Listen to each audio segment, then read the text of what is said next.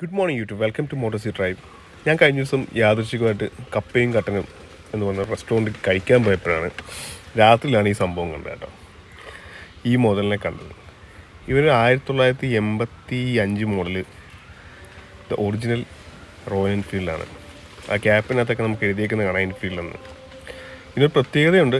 ഇത് ബ്രിട്ടീഷ് യുഗം കഴിഞ്ഞിട്ട് ഇന്ത്യ ആദ്യമായിട്ട് മാനുഫാക്ചർ ചെയ്ത റോയൽ എൻഫീൽഡിൽ വരുന്ന യൂണിറ്റ്സാണിത്.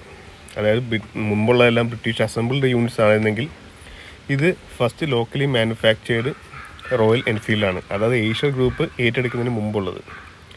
അപ്പോൾ കാലത്തിന് ചരിത്രത്തിന് ചില പ്രാധാന്യങ്ങളൊക്കെ ഉള്ളൊരു മോഡലാണിത്.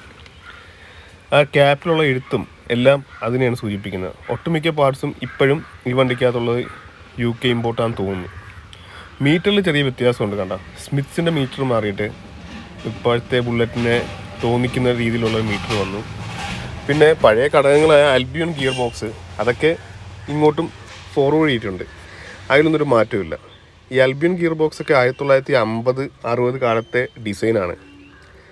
ഇതൊക്കെ UK പോലും ഈ കാലത്ത് പോലും ഉണ്ടെന്ന് തോന്നുന്നില്ല. അത് ആ സമയത്ത് തന്നെ പോയിട്ടുണ്ട്.